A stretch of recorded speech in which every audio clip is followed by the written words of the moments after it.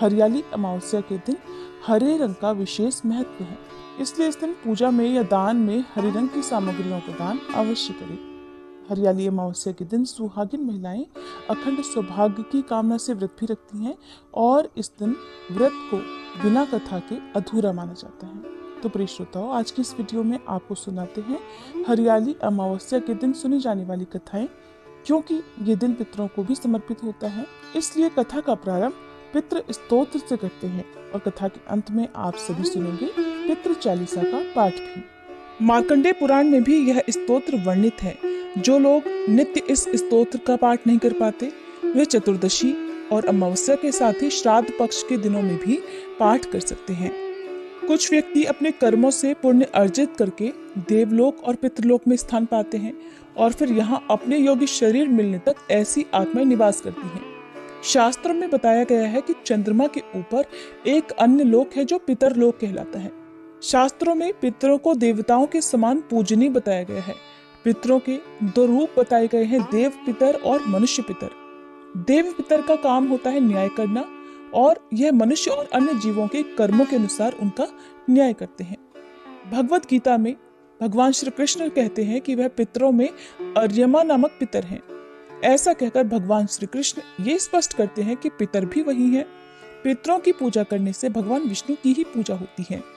सामान्य धारणा यह है कि जिनकी मृत्यु हो जाती है वह पितर बन जाते हैं, लेकिन गरुड़ पुराण में ये जानकारी मिलती है कि मृत्यु के बाद मृतक व्यक्ति की आत्मा प्रेत रूप में यमलोक की यात्रा शुरू करती है। इस सफर के दौरान संतान द्वारा प्रदान किए गए पिंडों से प्रेत आत्मा को बल मिलता है। यमलोक में पहुंचने पर प्रेत आत्मा को अपने कर्म के अनुसार प्रेत योनि में ही रहना पड़ता है अथवा अन्य योनि प्राप्त होती है। अब सुनिए पितृ स्तोत्र का हिंदी अनुवाद। श्री मार्कंडेय पुराण में महात्मा रुचि द्वारा की गई पितरों की यह स्तुति पितृ स्तोत्र कहलाता है। महात्मा रुचि कहते हैं, जो सबके द्वारा पूजित, अमूर्त, अत्यंत तेजस्वी, ध्यानी और दिव्य दृष्टि से संपन्न है, उन पितरों को मैं सदा नमस्कार करता हूँ। जो इंद्र आदि देवताओं, दक्ष, मारीच, सप्तऋषियों तथा दूसरों के भी नेता हैं, कामना की पूर्ति करने वाले उन पितरों को मैं प्रणाम करता हूँ। जो मनु आदि राजर्षियों, मुनीश्वरों तथा सूर्य और चंद्रमा के भी नायक हैं, उन समस्त पितरों को मैं जल और समुद्र में भी नमस्कार करता हूँ। नक्षत्रों, ग्रहों, वायु, अग्नि, आकाश और द्युलोक तथा पृथ्वी के भी जो नायक हैं, उन पितरों को मैं हाथ जोड़कर प्रणाम करता हूँ। जो देवर्षियों के जन्मदाता, समस्त लोकों द्वारा वंदित तथा अक्षय फल के दाता हैं, उन पितरों को मैं हाथ जोड़कर प्रणाम करता हूँ। प्रजापति, कश्यप, सोम, वरुण तथा योगेश्वरों के रूप में स्थित पितरों को सदा हाथ जोड़कर प्रणाम करता हूँ। सातों लोकों में स्थित 7 पितृगणों को नमस्कार है। मैं योग दृष्टि संपन्न स्वयंभू ब्रह्मा जी को प्रणाम करता हूँ। चंद्रमा के आधार पर प्रतिष्ठित तथा योग मूर्तिधारी पितृगणों को मैं प्रणाम करता हूँ। साथ ही संपूर्ण जगत के पिता सोम को नमस्कार करता हूँ। अग्नि स्वरूप अन्य पितरों को मैं प्रणाम करता हूँ, क्योंकि यह संपूर्ण जगत अग्नि और सोममय है। जो पितर तेज में स्थित हैं, जो ये चंद्रमा, सूर्य और अग्नि के रूप में दिखाई देते हैं और जो जगत स्वरूप और ब्रह्म स्वरूप हैं, उन संपूर्ण योगी पितरों को मैं एकाग्रचित्त होकर प्रणाम करता हूँ। उन्हें बारंबार नमस्कार है। वे स्वधा भोजी पितर मुझ पर प्रसन्न हो। अब सुनिए हरियाली अमावस्या यानी श्रावण अमावस्या की कथा। एक बार की बात है, एक राजा महल में अपने परिवार के साथ बड़े सुख से रहा करता था। उसका एक पुत्र था जिसका विवाह हो चुका था। राजा के पुत्र वधू ने एक दिन रसोई में मिठाई रखी हुई देखी तो उसे लालच आ गया। उसे मिठाई बहुत पसंद थी तो वह सारी मिठाई खा गई। अगले दिन जब उससे पूछा गया कि सारी मिठाई कहाँ गई, तो उसने कहा सारी मिठाई तो चूहे खा गए। ये बात चूहों ने सुन ली और वे अपने ऊपर लगे इस गलत आरोप को सुनकर बड़े क्रोधित हुए। इसके बाद तो उन्होंने राजा की बहू को सबक सिखाने का निश्चय कर लिया। कुछ दिनों के बाद महल में कुछ मेहमान आए। चूहों ने सोचा ये अच्छा अवसर है राजा की पुत्रवधू को सबक सिखाने का।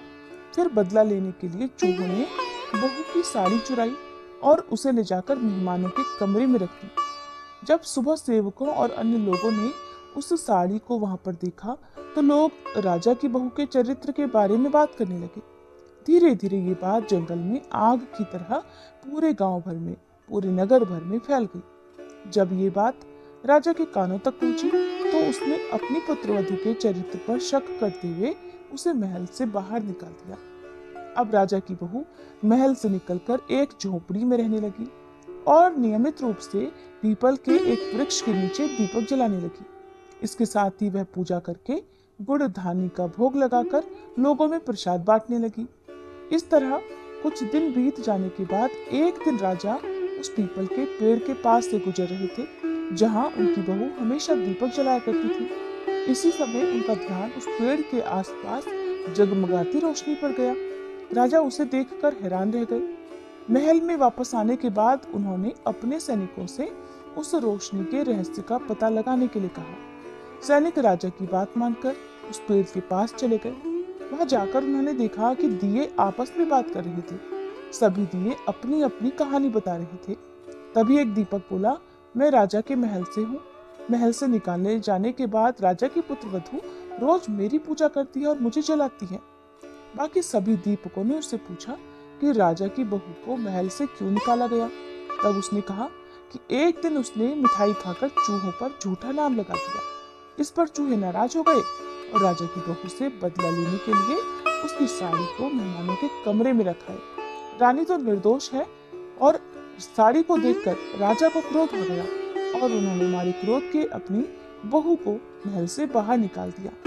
ये सब सुनकर सैनिक भी हैरान रह गए और फिर महल वापस आकर उन्होंने सारी सच्चाई राजा को सुना दी। ये सुनकर राजा को अपनी गलती का एहसास हुआ और उसने अपनी पुत्रवधू को महल में वापस बुला लिया। इस प्रकार पीपल के पेड़ की नियमित पूजा करने का फल राजा की बहू को मिला और फिर वह आराम से सम्मान के साथ अपना जीवन बिताने लगी। ये थी हरियाली अमावस्या की कथा। अब सुनिए श्री पितृ चालीसा पाठ।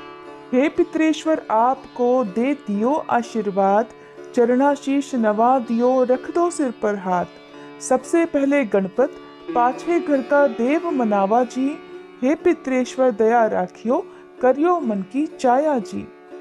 ये थी आज की वीडियो। अगर आपको पसंद आई हो तो प्लीज वीडियो को लाइक जरूर कीजिएगा।